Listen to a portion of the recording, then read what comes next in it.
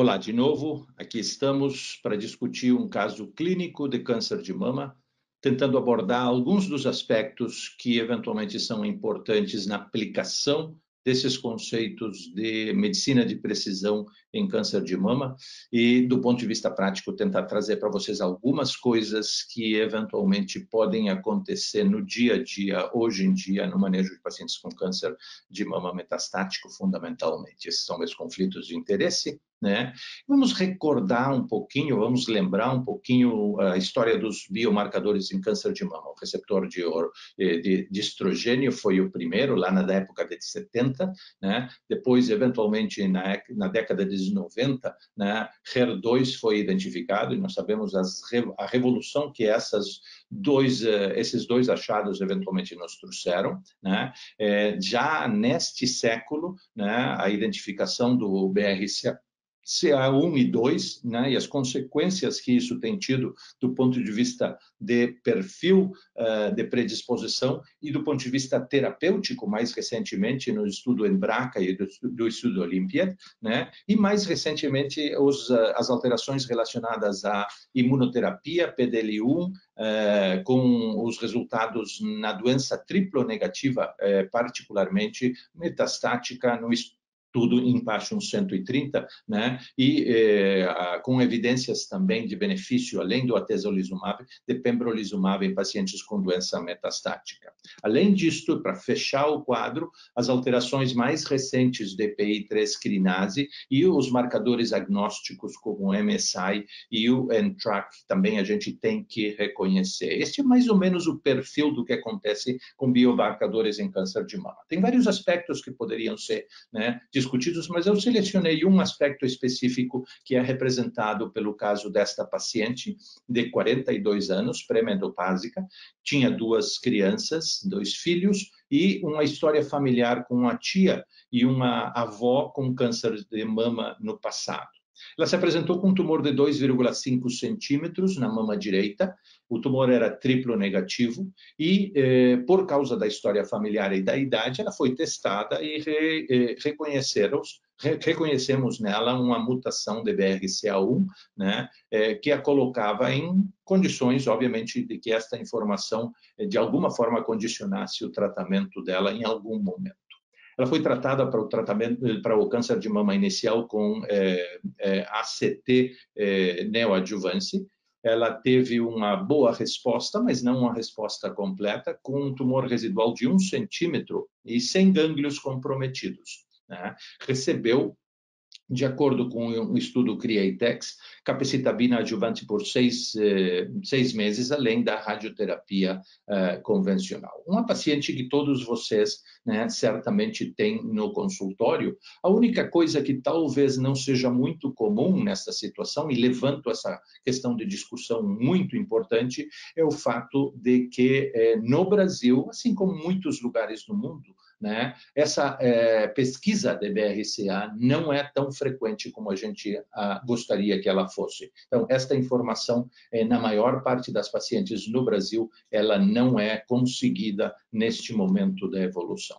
Esta paciente evoluiu depois da capecitabina, foi acompanhada clinicamente e aproximadamente 17 meses depois de completar o tratamento adjuvante, 1 ano e meio aproximadamente, desenvolveu metástases pulmonares bilaterais e gânglios supraclaviculares. Foi feita uma biópsia do gânglio supraclavicular que confirmou uma imunohistoquímica de triplo negativo, né? E ela teve, nessa biópsia, um PDL1 positivo nas células imunes da biópsia pelo SP142. E aí se estabelece o resumo do caso, uma paciente pré-menopáusica, 42 anos, 43 no momento do diagnóstico metastático, que tinha uma patologia PDL1 positivo, né, pelo teste SP142 e o teste genômico mostrando ao mesmo tempo, né, uma mutação em BRCA1, né, que já tinha sido previamente definida. E o problema aqui que se impõe é como é que a gente maneja este tipo de situação numa paciente que tem alternativas né, diferentes de acordo com os dois marcadores para seu manejo em primeira linha. Né? E aqui eu coloco algumas alternativas para vocês considerarem, a possibilidade de usar o regime do Impassion 130, a tesolizumab na paclitaxel, né? Usar um inibidor de PARP. Existem dados nesse sentido, talazoparib e olaparib, como a gente vai ver, né? Tem informações que indicam benefício nesse grupo de pacientes, né? Utilizar um tratamento mais convencional, como bevacizumab e paclitaxel, existem, né, dados nesse sentido na literatura há bastante tempo, com prolongação, né, prolongamento da sobrevida livre de progressão, mas sem evidências, né, de aumento de sobrevida. Né? E existem outros agentes quimioterápicos únicos que também poderiam ser utilizados, ou outras combinações até com isso. Então, vocês teriam essas alternativas, esse menu de alternativas a serem considerados. Então, vamos estudar um pouquinho quais são as evidências que a gente tem nesse sentido. Primeiro, essa situação ela não é frequente, mas também a gente não pode ser que a gente não encontre ela na prática clínica. Esses são dados do Impassion 130, que mostram o teste, tanto PDL1 como BRCA 1 e 2, um grande número de pacientes, mais 600 pacientes que foram incluídos no estudo, e a gente vê que a expressão dos dois biomarcadores é independente.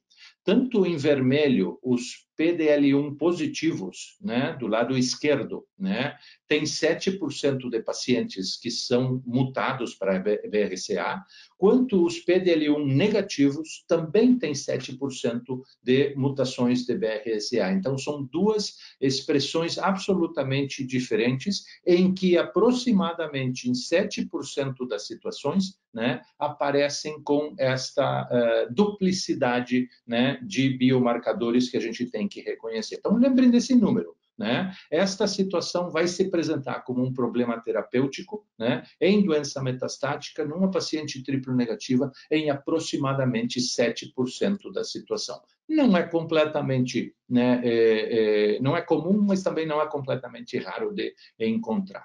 Quais são os dados que a gente tem na literatura para lidar com esse tipo de cenário? Pelo menos os estudos que eventualmente a gente tem mais maduros na literatura nesse momento. Isso é o Impassion 130 que a gente mencionou, o Olympiad com o olaparib e o Embraca com o talazoparib.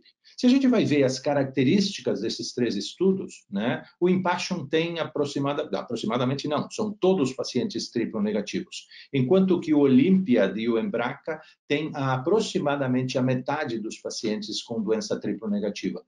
Olympiad e Embraca usaram pacientes que eram BRCA 1 e 2 positivos, mutados, né, e poderiam ser receptor hormonal positivo e estão incluídas nesse grupo e nessa análise. Né?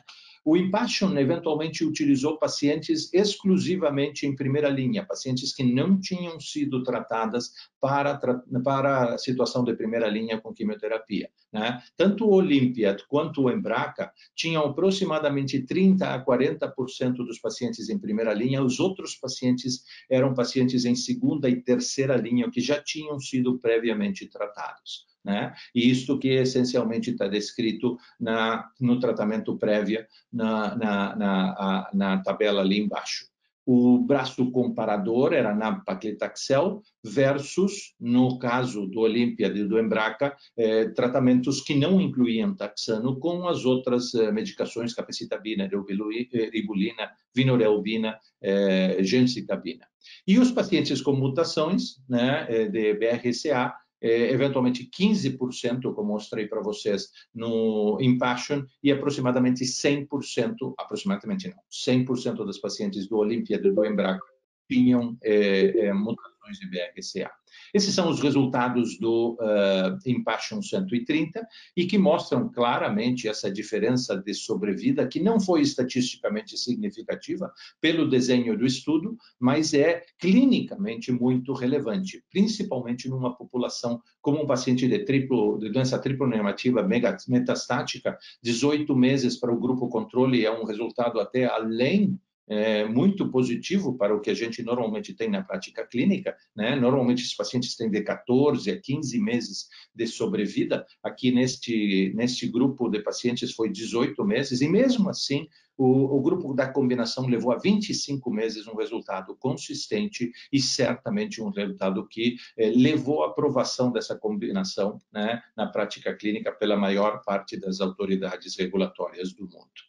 Né? O estudo Olympiad mostrou uma diferença em PFS com uma vantagem de resposta de 29% para 60%, mas não mostrou dados definitivos em termos de sobrevida. Vou discutir isso daqui um pouquinho mais, mas esses são os benefícios mais consistentes, né, em termos de PFS para olaparib neste tipo de cenário. E o Embraca, que também botou pacientes que incluía a segunda e terceira linha, né, aproximadamente 40% dos pacientes aqui eram de primeira linha, o mesmo hazard ratio de por volta de 50% de benefício, com uma vantagem de o dobro da resposta quando usado o talazoparib versus a quimioterapia. Sem dúvida nenhuma, são agentes que realmente têm um lugar nesse cenário de pacientes BRCA mutadas, né? Se a gente vai ver o que aconteceu quando se analisaram esses 7% dos pacientes no estudo Impassion que tinham as duas alterações, PDL1 e, eventualmente, BRCA mutados, a gente vê que o benefício ficou por parte da imunoterapia, né? Então, os pacientes mutados tiveram benefício, né, com a imunoterapia. Né? Os pacientes que eram wild-type, né, eventualmente tiveram o mesmo benefício, e os pacientes que eram mutados e não tinham PDL1 alterado não tiveram benefício, né, com a imunoterapia. Então, alinhado com as publicações que a gente tem. Esse é um conceito muito importante que eu gostaria de compartilhar com vocês, que é o de que a imunoterapia pareceria ser, de forma consistente, aqui vocês têm dados com atezolizumab e com pembrolizumab, pareceria ser muito claramente consistente com os dois agentes, né, mais eficaz quando a gente administra mais cedo, em primeira linha. Veja que os resultados, tanto de PFS, principalmente de sobrevida, parecem ser com os dois agentes muito mais importantes, né, em termos de tratamento em primeira linha versus pacientes tratados em segunda linha ou linhas posteriores. Entretanto, os inibidores de PARP, o benefício parece ser mais ou menos parecido. Aqui vocês têm o subgrupo, análise subgrupo dos pacientes de acordo com a linha de tratamento, e vocês veem que tanto com olaparib quanto com talazoparib, parece haver o mesmo tipo de benefício, os hazard ratios são semelhantes, se o paciente recebeu ou não recebeu o tratamento prévio. Então, neste sentido, esses são os dados que eu mencionei agora um pouquinho para vocês em termos de sobrevida, são análise de subgrupo não planejada, que mostra no primeiro gráfico, em cima à esquerda, né, a sobrevida global do estudo Olympiad, olaparib versus tratamento escolha do investigador com quimioterapia única, sem diferenças de sobrevida no grupo geral. Se vocês veem à direita, ali em cima, o que aconteceu com aquelas pacientes em primeira linha, né? Aquele 30% de pacientes que tinha primeira linha. E aparentemente ali, né, esse é uma análise subgrupo não planejada, né, aparentemente havia uma diferença ali, sugerindo que os pacientes de primeira linha poderiam ter um certo benefício. Se a gente, no mesmo tipo de análise exploratória, vê o que acontecia com as pacientes receptor hormonal positiva e o que acontecia com as pacientes triplo negativa, em nenhum dos dois subgrupos, aparentemente, o olaparib resultou em qualquer benefício. Então, esses são dados, obviamente, que geram hipóteses que deverão ser mais explorados no futuro. Então, com estas evidências, neste subgrupo de 7% de pacientes que poderão coexpressar PDL1 positivo, né, SP142, e eventualmente ter uma mutação de BRCA1 e 2, particularmente, na minha opinião, pelo fato que a imunoterapia funciona melhor na primeira linha, e os inibidores de PARP aparentemente funcionam tanto em primeira, segunda ou terceira linha, e pelo fato, trazendo um raciocínio de outros tumores, né, que a imunoterapia poderá, né, em termos de perspectiva, levar a talvez um platô na curva de pacientes que respondem a longo prazo, né? Numa doença como doença triplo negativa em câncer de mama metastático, né? A nossa opção neste tipo de situação recai pelo uso da imunoterapia com quimioterapia em conjunto. E era isso que eu tinha para discutir com vocês. Muito obrigado.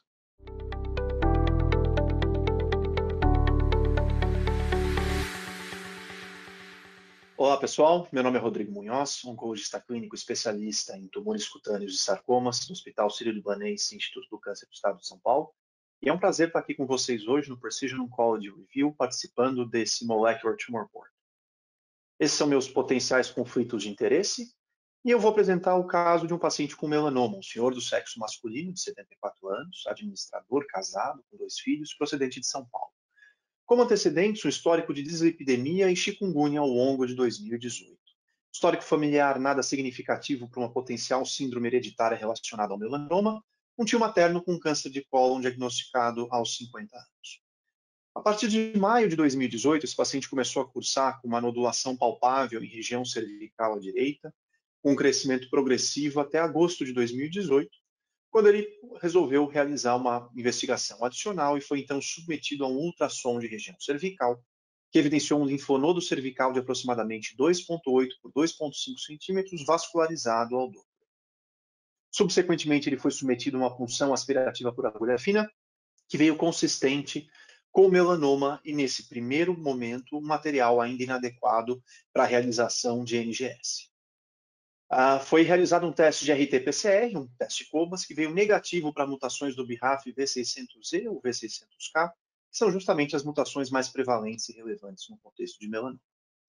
Esse paciente complementou sua avaliação inicial com uma ressonância de crânio, que não mostrou focos adicionais de doença, tinha um DHL ao diagnóstico discretamente elevado, que naturalmente trouxe algum grau de preocupação, mas o PET-CT não mostrou focos adicionais de doença à distância. O que ele tinha no estadiamento inicial, na apresentação, no momento logo após o PAF, era um hipermetabolismo no linfonodo cervical previamente caracterizado no ultrassom, medindo 2,6 por 2,4 centímetros, com SUV máximo de 15,6, e outros 2 linfonodos ipsilaterais, em nível 5, também cervicais, medindo aí até 0,8 centímetros nas maiores dimensões, mas claramente envolvidos por doença, com SUV aí de perto de 6,5, mas como mencionei anteriormente, sem nenhum outro foco de melanoma à distância. Essas são as imagens da apresentação inicial. Esse era o linfonodo dominante que foi inicialmente caracterizado em região cervical à direita e que foi submetido à punção aspirativa por agulha fina. E os outros linfonodos também em nível 5 à direita, suspeitos para acometimento por neoplasia. Ele foi então submetido em outubro de 2018, dado que não apresentava outros focos de doença, seguindo o padrão ainda vigente em agosto de 2020, de linfadenectomia cervical. Ele realizou esse procedimento com excisão de um número significativo de linfonodos. De um total de 53 linfonodos excisados, 4 voltaram com envolvimento por melanoma. O linfonodo dominante em nível 5A, com maior depósito de melanoma de 2 centímetros e sem extensão extranodal. E em linfonodos envolvidos também em nível 5B, um total de 3 de 21 linfonodos, com maior depósito de melanoma medindo 1,2 centímetros em linfonodo. E nesse momento o material foi encaminhado para a NGS. Quanto ao estadiamento desse paciente, então, um senhor de 74 anos, previamente rígido, com histórico sem limitações para tratamento, o que se vê é um paciente com um T0, esse paciente não tinha evidência do tumor primário, apesar da extensa investigação a que ele foi submetido. Um estadiamento N3, ou seja, ele tinha aí mais de 3 linfonodos envolvidos, sem doença regional não nodal, ou seja, não se via nenhum sinal de satelitose, microsatelitose ou metástase em trânsito. Então, paciente com doença N3B, N0, o que configura um estadio 3C do melanoma. E esse é um paciente que cai no subgrupo de altíssimo risco de recidiva, tanto no AJCC 7ª edição, quanto no refinamento do estadiamento com a JCC 8ª edição, em que se definiu melhor o risco de pacientes com doença estadio 3A, e alguns pacientes foram agrupados agora como estadio 3B e C, e que se criou também o estadio 3D. E o que se vê para pacientes nessa situação, com melanoma loco-regional estadio 3, é que o risco de recidiva e morte por melanoma é extremamente variável e se trata de uma população altamente heterogênea. Uma sobrevida melanoma específica que vai de 88% em 10 anos para o paciente com melanoma estadio 3A agora no AJCC 8ª edição, caindo para meros 24% para o paciente com melanoma estadio 3D, ou seja, esse paciente com melanoma estadio 3 de altíssimo risco, representando virtualmente uma doença M1 subclínica, uma vez que a chance desse paciente ter uma recidiva e morrer do melanoma é superior a 75%.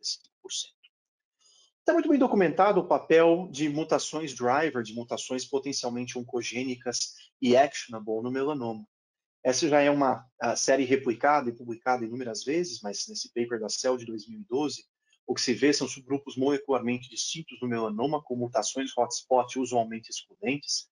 A mais relevante e prevalente, sem dúvida alguma, a mutação do gene BRAF, perfazendo aí de quase 60% das amostras. Em segundo lugar, mutações de NRAS, subsequentemente mutações de NF1, e outros subgrupos menos frequentes, como, por exemplo, aqueles que apresentam mutações de KIT, GNAQ, GNA11, mutações de CDK4, CCND1 e por aí vai. Mas, sem dúvida nenhuma, os grupos que saltam aos olhos na avaliação molecular do melanoma são aqueles com mutação do BRAF, NRAS e, em menor grau, de NF1. Naturalmente, há uma variabilidade significativa da distribuição dessas mutações em função do subtipo de melanoma.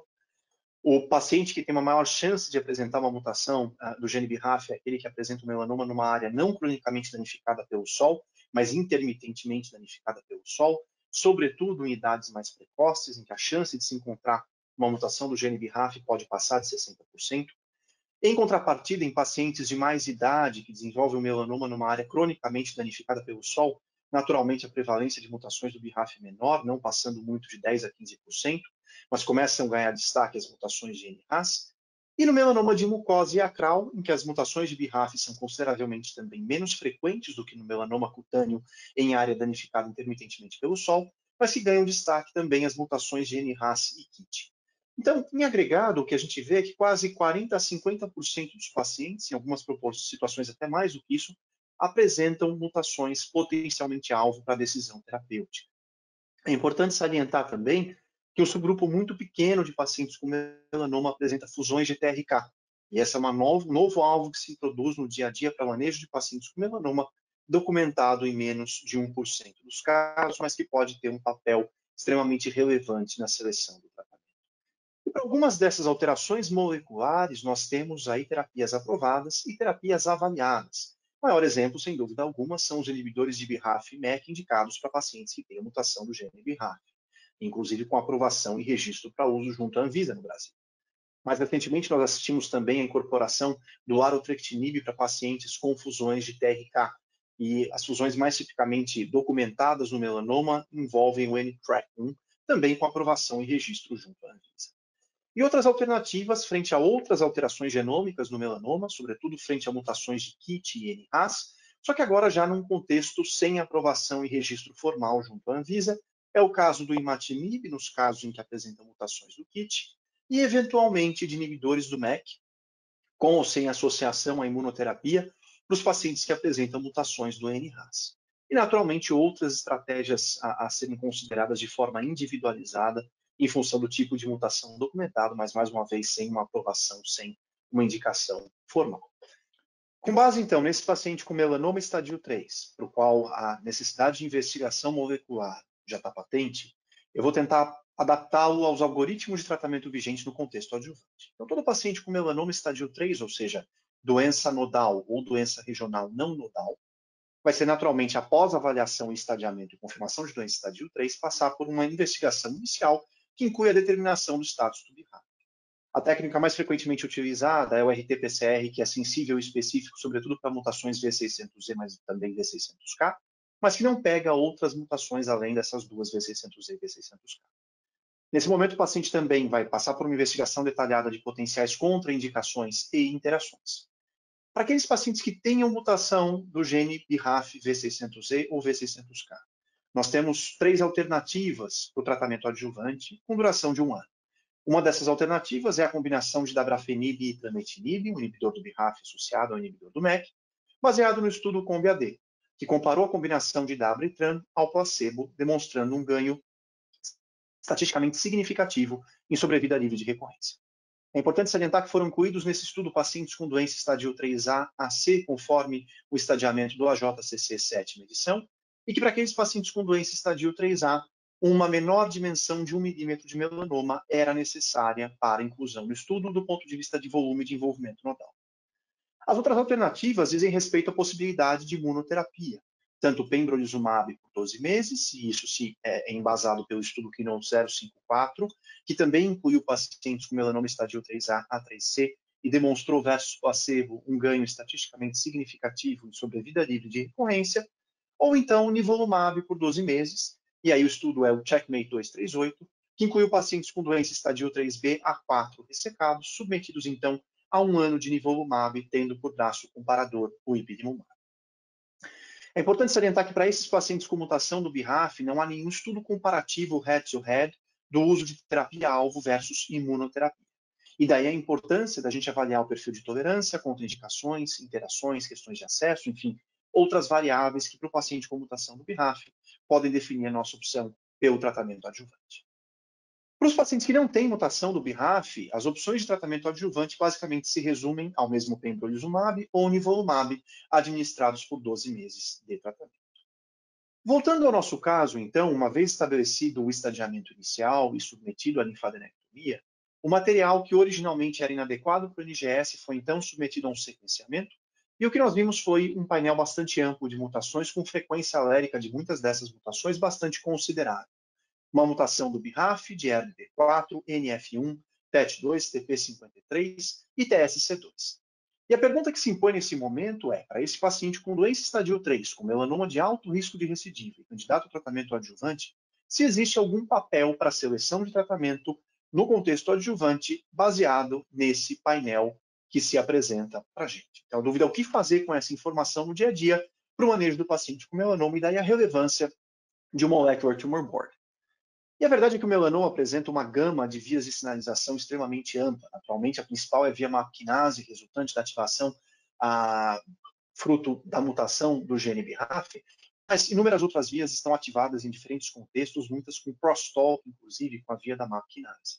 E algumas outras alterações potencialmente relevantes começam a despontar em cenários específicos. É o caso de fusões associadas ao ALK, ROS, RET e NTRK1, particularmente nos tumores de Spitz e melanoma espitzoide, e ocasionalmente também em outros subtipos específicos. E daí a importância de se considerar o painel molecular desse paciente na prática clínica. Dado que ele tem uma mutação do BRAF, a primeira pergunta que se impõe é: essa é uma mutação associada à sensibilidade a inibidores do BRAF, inibidores do MEK? Essa é uma mutação que foi incluída nos estudos que definiram como padrão no tratamento adjuvante a combinação de dabrafenib e trametinib? E a verdade é que no caso do paciente não.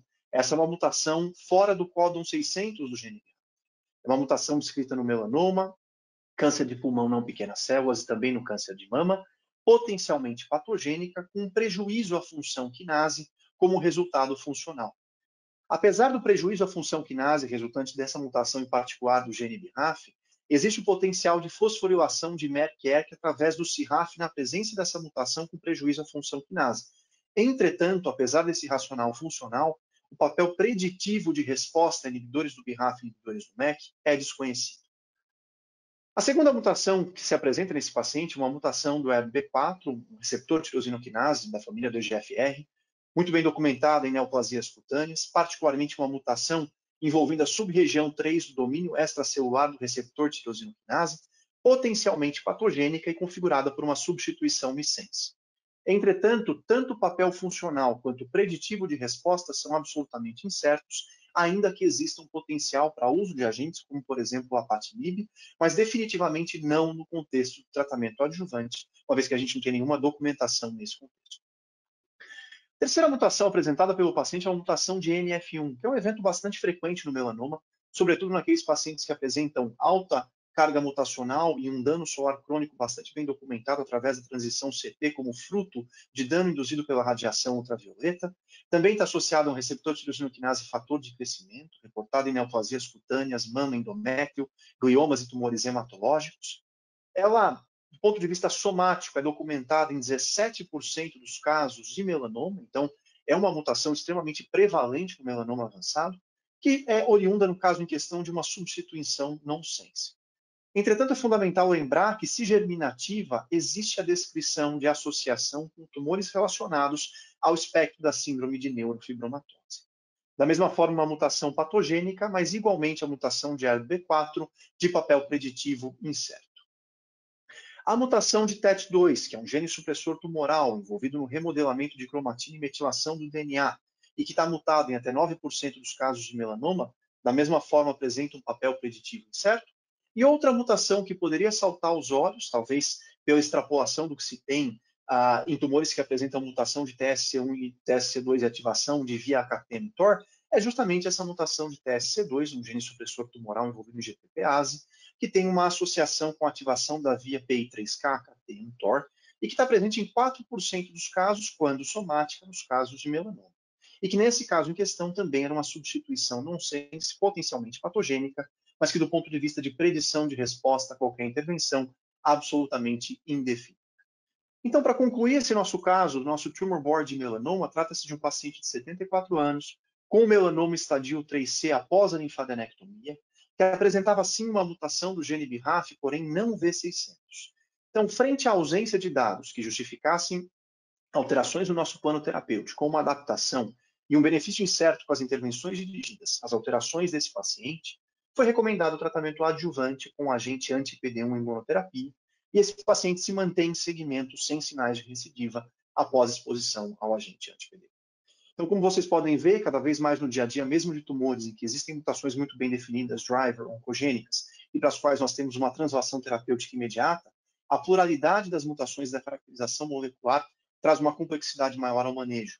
E a compreensão dessas mutações e o impacto funcional e preditor de resposta é fundamental para que a gente consiga tomar condutas terapêuticas bem embasadas e que não exponham os pacientes a intervenções muitas vezes fúteis e, em contrapartida, não nos deixe de oferecer um tratamento eficaz e que pode mudar o curso da história natural de uma doença de alto risco. Então, fiquem ligados aqui no Precision Oncology. Eu convido que vocês acompanhem outros casos e aulas desse magnífico evento e até a próxima.